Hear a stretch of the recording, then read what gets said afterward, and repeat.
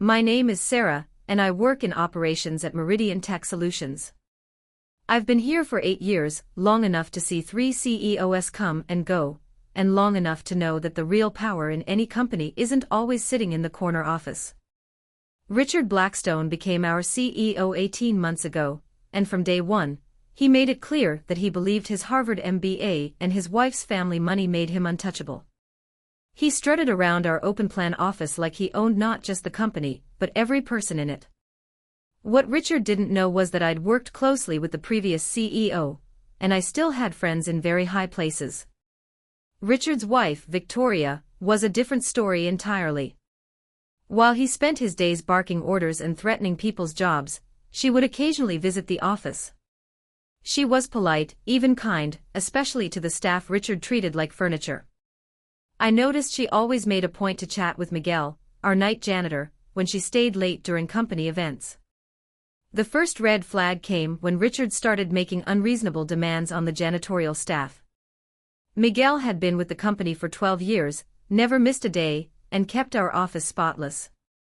But Richard began leaving passive-aggressive notes about dust on his desk, complained about the temperature of the break room, and once made Miguel re-vacuum the entire executive floor because he claimed he could see footprints in the carpet.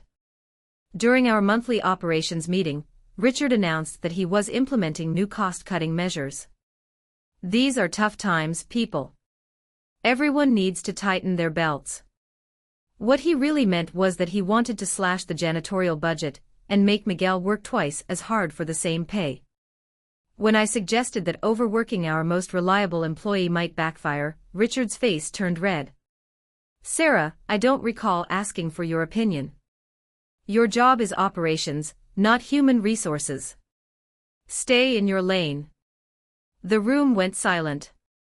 I smiled politely and made a note in my planner. Richard had just made his first major mistake with me.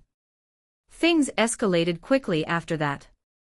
Richard began timing Miguel's cleaning routines, demanding he finish the entire building in half the usual time. He installed security cameras specifically to monitor the janitorial work, claiming it was for quality control. The breaking point came when Richard accused Miguel of stealing office supplies, a completely false claim that he reported to HR without any evidence. I watched Miguel's face during that HR meeting. This man had been working since he was 14 to support his family, had never taken so much as a sick day, and Richard was questioning his integrity over a few missing pens that were probably just lost in someone's desk drawer. Miguel didn't speak much English, but he understood humiliation perfectly well. What Richard didn't realize was that Victoria had been staying late more often, always finding reasons to work in the office when Miguel was cleaning.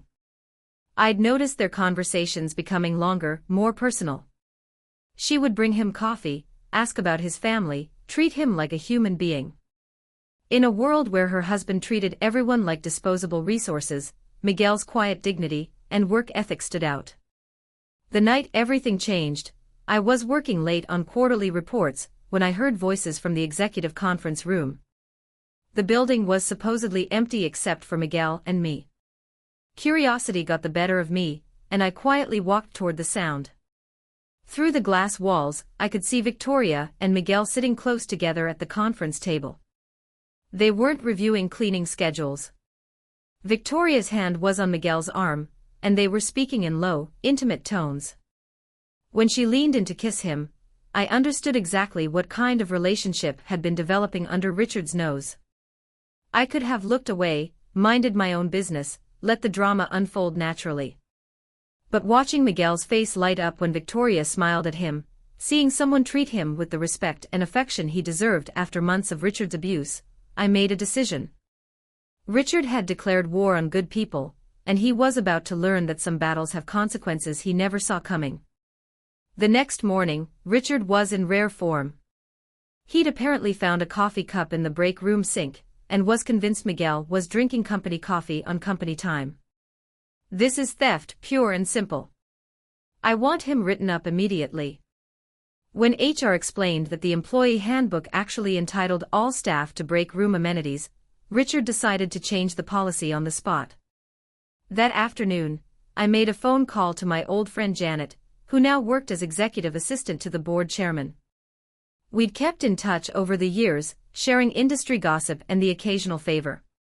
Janet had always been curious about how the new CEO was working out, especially since the board had some concerns about his management style. "Janet, I think it's time the board heard some honest feedback about Richard's leadership approach," I said carefully. "There have been some concerning patterns emerging, particularly around employee relations and cost management decisions that might interest them." 2 days later, Richard announced that Miguel was being terminated for performance issues. The official reason cited attendance problems, which was laughable since Miguel had perfect attendance records for 12 years. Richard scheduled the termination meeting for Friday afternoon, clearly planning to escort Miguel out personally as a show of power. What Richard didn't expect was the board chairman showing up for an unannounced visit that same Friday morning. Janet had arranged for him to tour the facilities and meet with various department heads about operational efficiency. When he asked to speak with the janitorial supervisor about building maintenance, Richard had no choice but to produce Miguel. The chairman, a 70-year-old man who'd built his fortune from nothing, took one look at Miguel's work records and Richard's recent performance reviews and raised his eyebrows. "Mr. Blackstone, help me understand why you're terminating an employee with 12 years of perfect service over attendance issues that aren't documented in his file." Richard stammered through an explanation about new performance standards and cost-cutting measures. The chairman nodded thoughtfully and asked to see the employee handbook sections Richard was referencing. That's when things got interesting, because Richard had been making up policies on the fly, and the chairman knew it. While Richard scrambled to justify his decisions, I happened to mention to Janet that Mrs. Blackstone had been spending quite a bit of time at the office lately, often working late with various staff members on special projects. Janet found this fascinating, especially since Victoria wasn't technically an employee, and her after-hours access to the building raised some interesting questions about security protocols. The board chairman decided to extend his visit through the weekend to conduct a more thorough review of operations. This meant the building would be under enhanced security monitoring, with additional cameras activated and detailed logs of all personnel access. Richard couldn't very well object to security measures without looking suspicious. That evening, as Miguel was supposedly working his final shift, Victoria arrived at her usual time. The security system logged her entry at 7:45 p.m. At 8:30, she accessed the executive conference room using her key card. Miguel's cleaning cart was parked outside the same room. For the next 2 hours, neither of them appeared on the hallway cameras, though the room showed continuous occupancy. Monday morning arrived with unexpected fireworks. Richard strutted into the office, clearly pleased with himself for having eliminated what he saw as a problem employee. What he didn't expect was a request to join the board chairman for an immediate closed-door meeting. I was updating quarterly reports when Richard emerged from that meeting 30 minutes later. His face was pale, and his usually perfect hair was disheveled. The chairman had apparently shared some concerns about Richard's management decisions, particularly his arbitrary policy changes and his handling of long-term employees. There were also questions about building security and after-hours access that Richard couldn't adequately explain. But the real surprise was yet to come. At 11 a.m., Victoria arrived at the office with Miguel. Not to clean or for another clandestine meeting, but for an appointment with HR. Victoria had apparently spent her weekend consulting with an employment attorney and had decided to file a formal complaint about the hostile work environment her husband had created.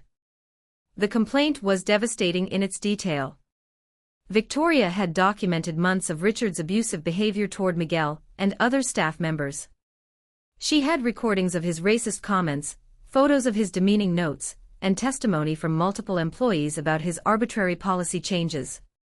As someone with insider access to the executive level, her observations carried significant legal weight.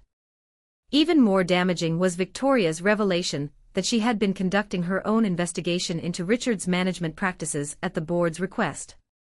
The chairman had been concerned about employee turnover and retention issues, and had asked Victoria to observe and report back unofficially. Her romantic relationship with Miguel had started as friendly conversation, but had evolved into something deeper as she witnessed the daily humiliation he endured. Richard discovered